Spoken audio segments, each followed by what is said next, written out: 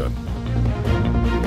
Good morning, I'm Connor James. Today is Saturday, June 8th. Let's check in with meteorologist Kelly McShane for a look at your forecast this morning and a messy looking radar today, Kelly. Yes, radar is definitely working very hard this morning. It's been working hard the last few days. You can see here on satellite and radar, we're actually in a little bit of a break. I know that's relatively speaking, but only some drizzle throughout eastern Kentucky except for our far northern counties. But overall, the rain right now is seeming to be letting up. A little bit of a break is on the way, but unfortunately, more is to come. Now, we do still have that flash flood watch. It's in effect until Sunday night going into Monday morning at midnight, so it does extend throughout the weekend and is for a majority of eastern Kentucky. Now, the fog isn't too bad like we saw last morning, but especially in those valley regions, we're going to see that patchy dense fog because of all of the moisture in the atmosphere. So your travel forecast for today, AM fog and a few rain showers like you just saw on satellite and radar. And then for the afternoon, showers and thunderstorms will return to eastern Kentucky, developing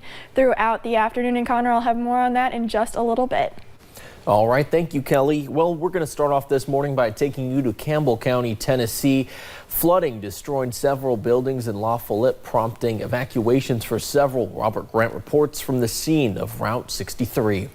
At one point, several feet of water inside two churches here off State Route 63, just outside of La Follette. I want to take a step out of the shot so you guys can see. Of course, kind of hard when it's dark outside, but you can see the sign here, the one that says Faithway Assembly of God. Officials are telling me at one point water completely covered that sign. Just goes to show you how much water was there at one point. Of course, still several feet of water inside the church. And that's just one church here off Route 63.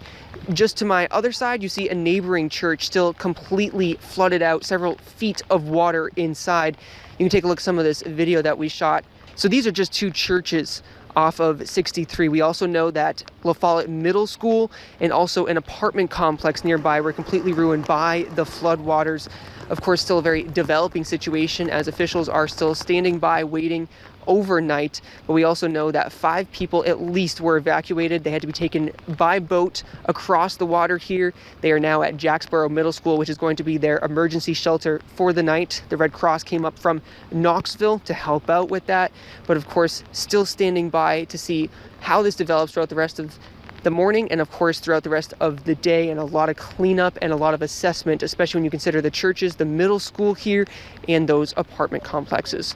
For now, reporting just outside La Follette, Robert Grant, WVLT News. Well, more rain is in the forecast, and that's not news people want to hear in Rockcastle County. People spent much of Friday cleaning up after flooding from Thursday night. Jacob Wells Baptist Church took on a lot of water in the recent storms. It's a situation no one wants to be in, but it shows their pastor just how caring the community is. Times like this, you stop and say, God, you're in control. You got this, and we're just going to trust you through this because He has a plan for all things. For now, they're doing all they can, saying a prayer and picking up the pieces. And Thursday night, the storms moved in quickly, causing areas like Powell County to see the effects. Many people in the community said the water was so high in many spots that it covered parking lots and yards. Yesterday, the cleanup started for many who worked to clear drains and repair power lines. Track the rain in the forecast on the WYMT weather app. It's available to download in the app and Google Play stores.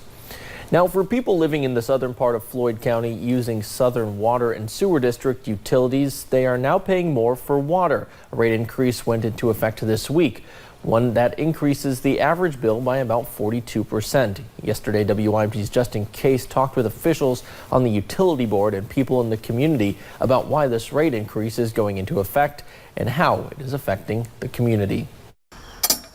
A little less than $59 a month. That's how much Southern Water and Sewer District customers will now pay.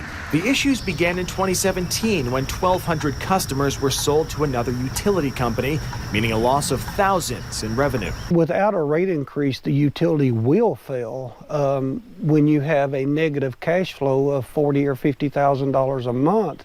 There's no way to sustain the business going forward. 700 or more customers who use the utility no longer have working meters, meaning many are only being charged the minimum payment no matter how much they use. We'll have to try and change the meters in the system out as fast as we can so that we can minimize the time that people would be impacted by this flat rate increase.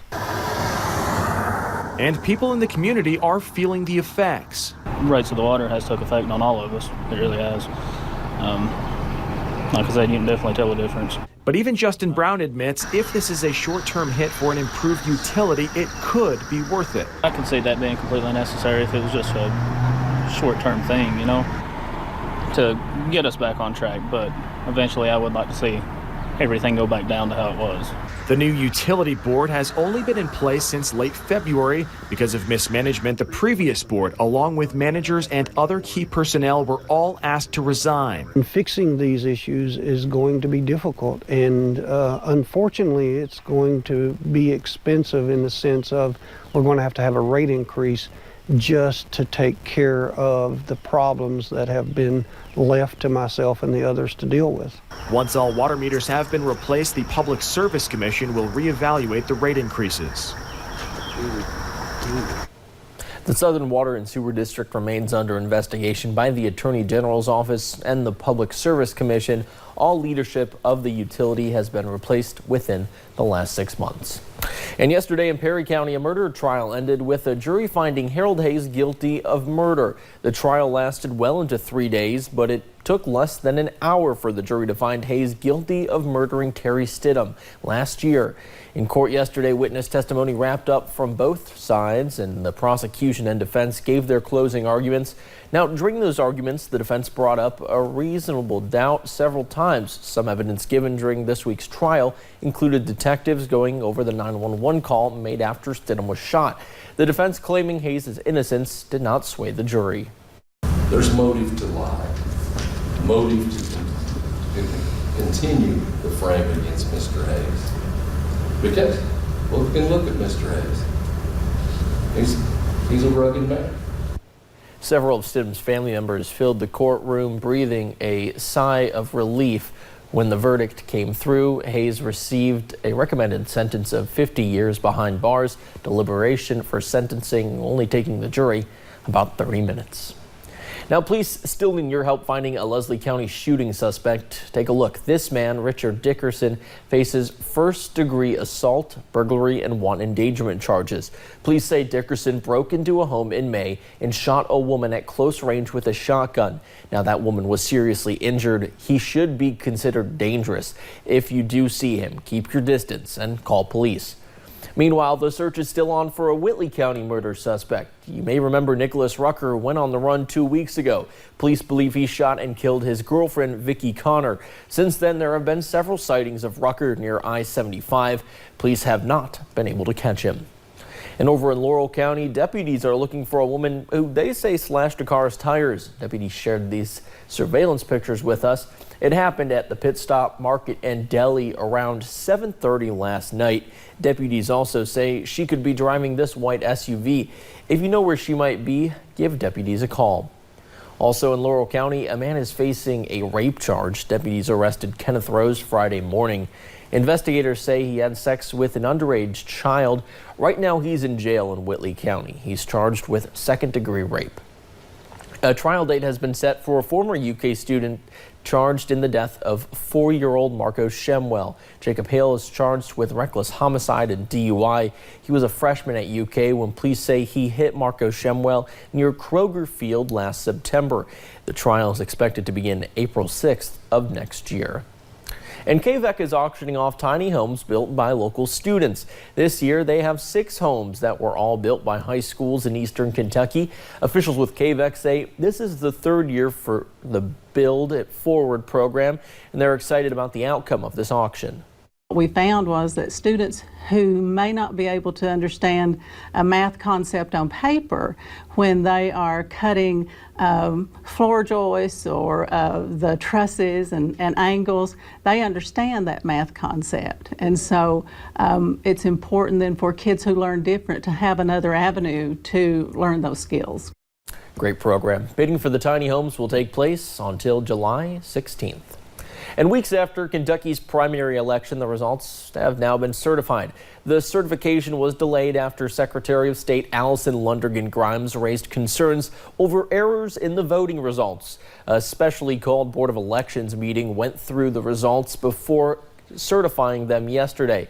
Secretary Grimes says the delay was due to a bill passed this year removing her position in the Board of Elections. Senate Majority Floor Leader Damon Thayer, who responded to the bill, says Grimes needs to stop playing political games.